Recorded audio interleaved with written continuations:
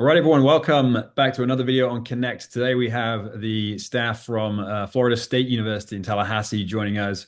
We've got Coach Stephen Parker and Coach Erik Myyra with us, and we're super excited to add these guys. It's been a long time coming to have these guys with us. But fresh ACC school on Connect. We're slowly building out the various conferences, and these guys are going to be an excellent addition here. So without any further ado, I just want to introduce these two coaches and turn over the mic to you guys. Tell us a little bit about your background, where you're from, and maybe a bit about your development in the field. So, Coach Erik, maybe you want to go first, and then Stephen, we'll get to you afterwards.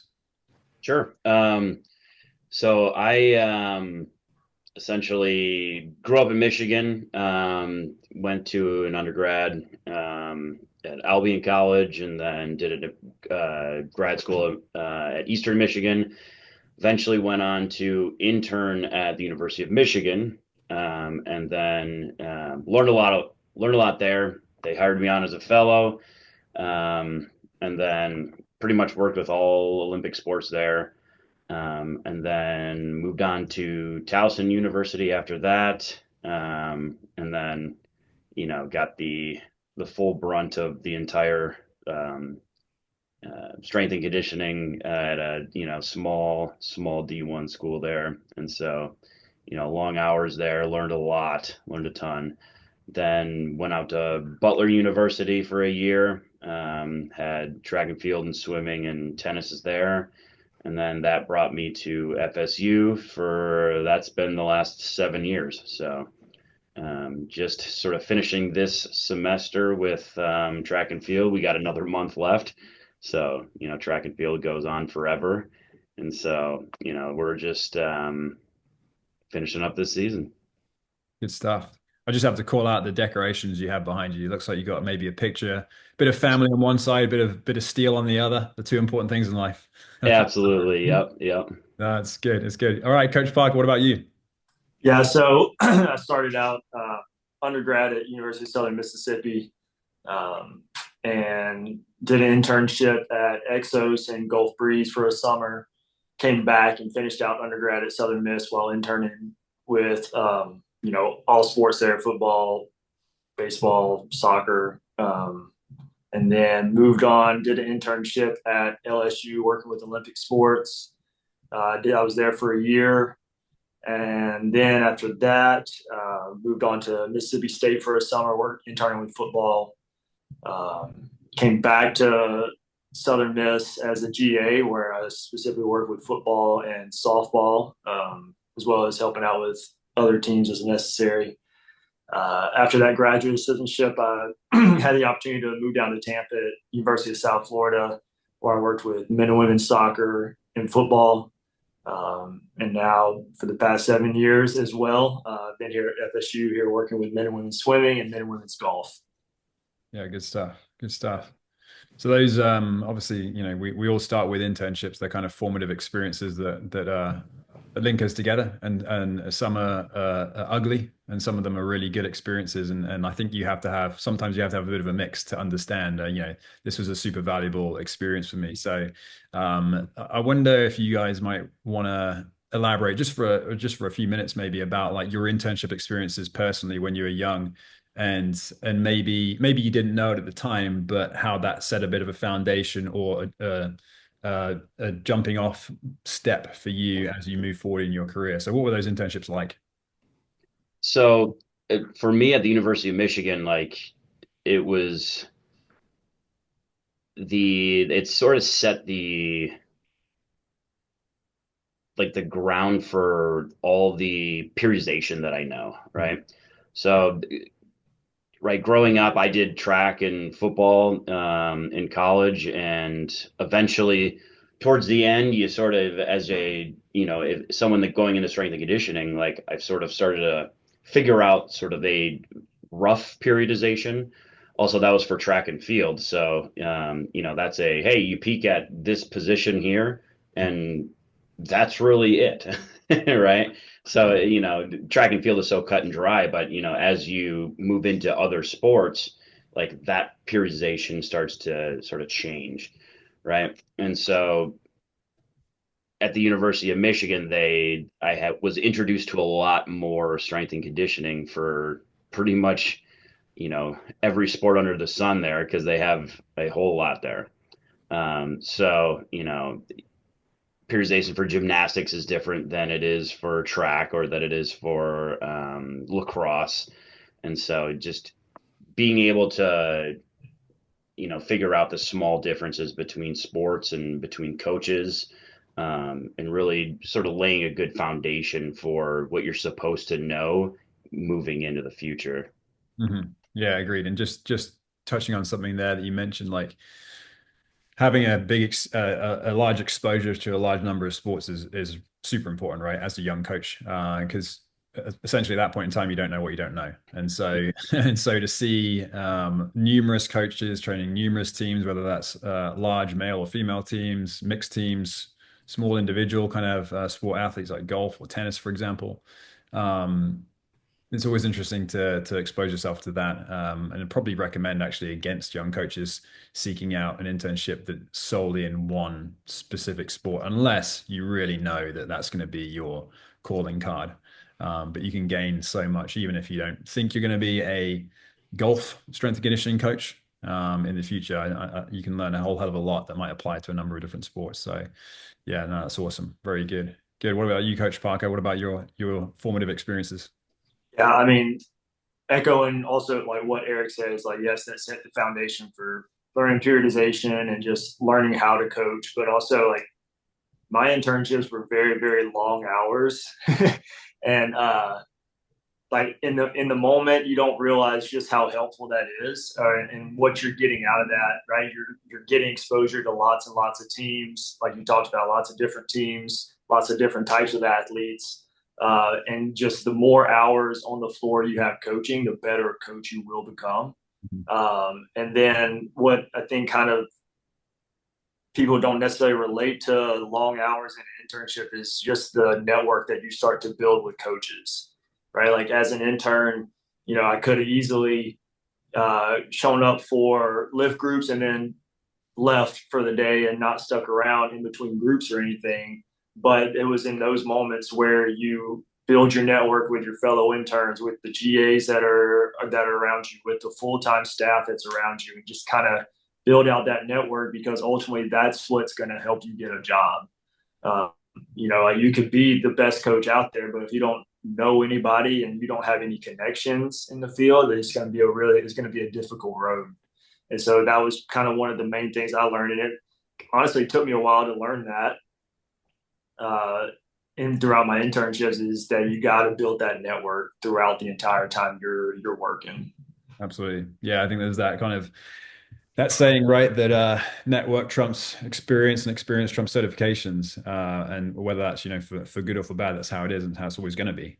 Because, we are a people focused profession. So yeah, if you can make a good first impression and then sustain that impression through being around and being present, build that trust. Yeah, absolutely. And what you've said there in terms of echoing Erik's words too, is like, you have to have, if you were there for a longer day, yes, in the moment you might think, man, this is really tough. These are long days, but you know, 30 hours is better than 25, which is better than 20 hours. You get more exposure, and as a young coach, you got to build exposure before you can build experience. So, yeah, absolutely agree with that.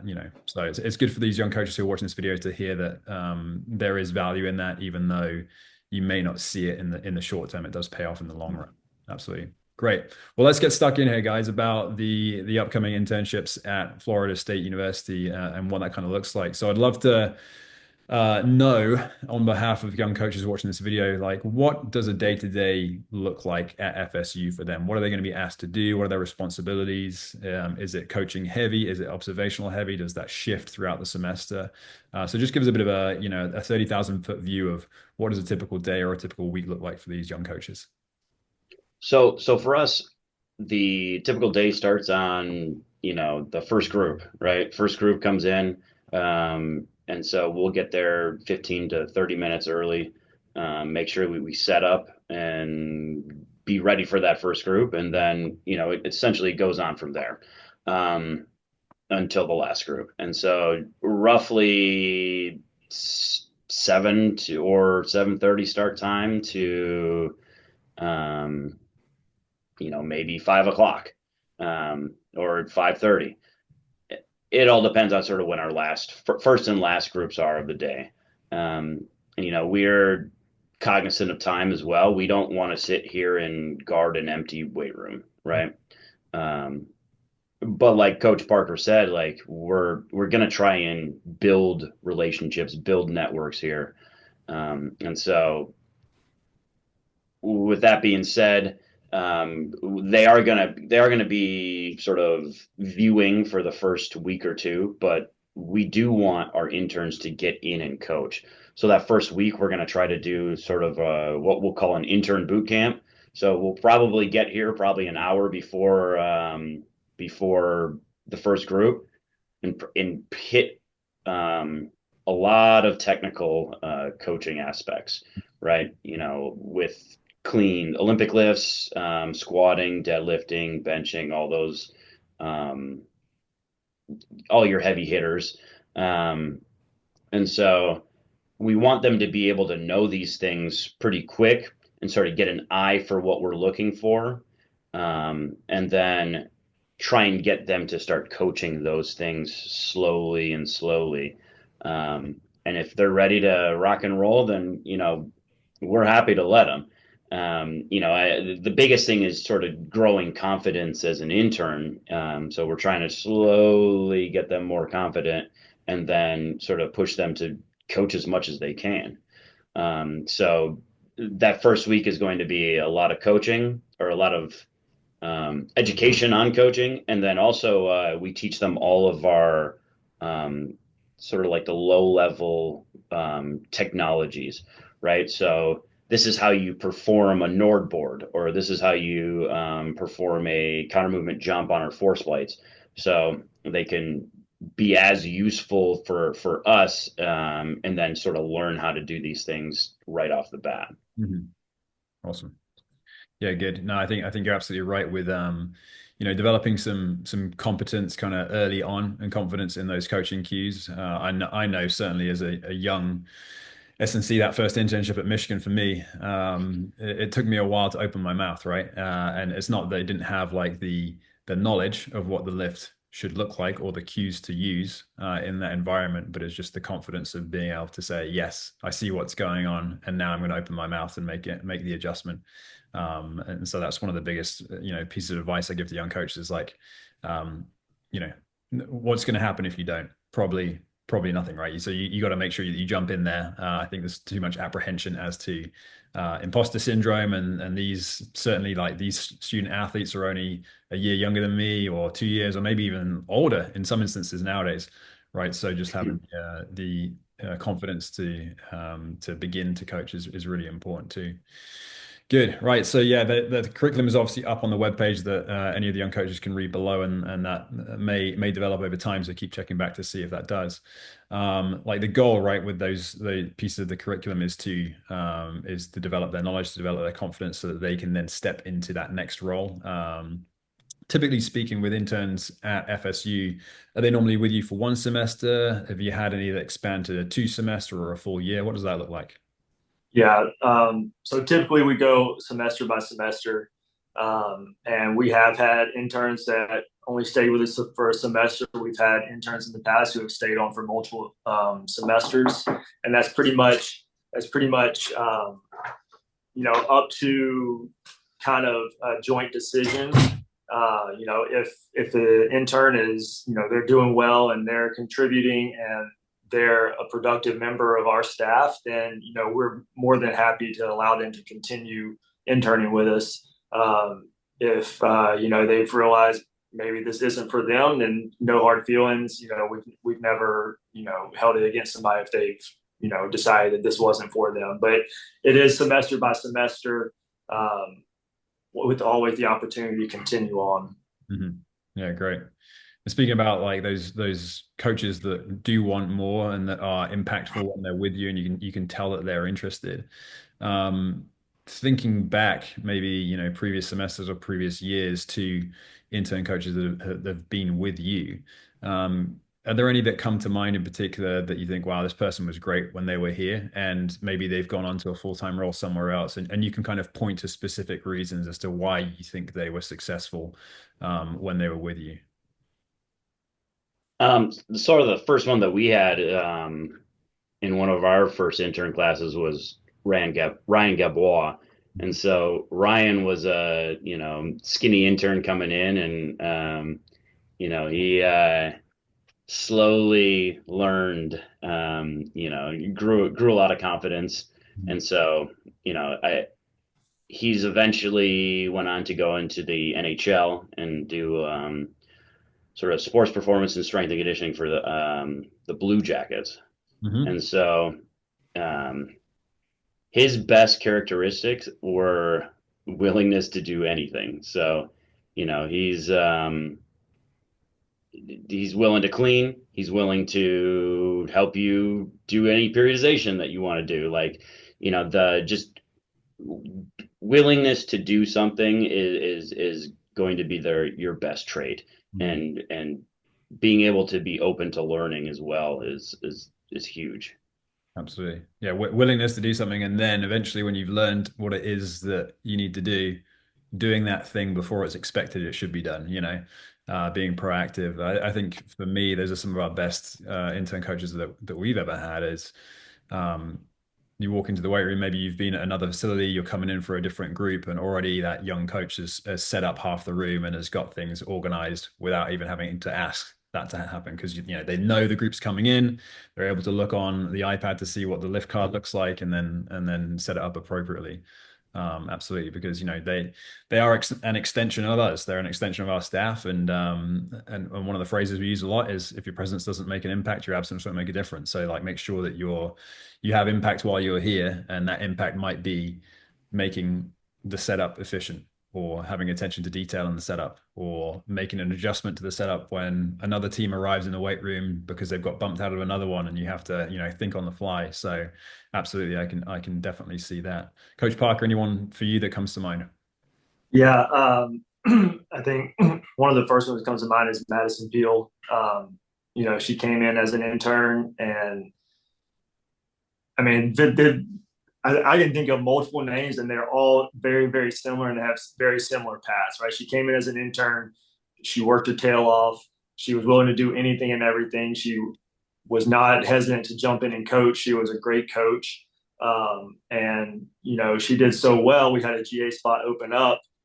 She was able to hop in that GA role. And that was the same with Ryan that Erik just mentioned, right? He started out as an intern, and then he was elevated to a GA. And we've got, multiple other examples of that. And they're all, the all common thing is that they were great coaches. They were willing to do anything and everything, and they had initiatives. Mhm. Yeah. Madison. So yeah, Madison was a GA with us, or an intern. She moved to a GA, and then she was offered a job out at USC in California, where she's currently at right now. Yeah, rock star. That's great. Yeah. Good. So you mentioned do you have some current GA roles? Is that correct? At the moment, we do have GAs. Yeah, Yes. yeah, that's great. That's always interesting to know, which universities do have GAs. I know they're called many different things now, right? You've got GAs, you've got fellows, in some other regards, paid internships. But that is something important for young coaches watching these videos to understand and to know, and they should be doing their homework and their research anyway on the institutions they're interested in. But to know that there is, potential, at least now, options to grow within that department if the time is right, if are the right fit for that role per se. It's always good to know that. That's good. So then, for just to kind of wrap this up and tie a bow on things, for young coaches that are looking at Florida State as a place to come to perform an internship, what are you guys hoping for when you open up a resume, when you open up a cover letter? What is going to speak to you in terms of an application that's going to maybe stand out, for example?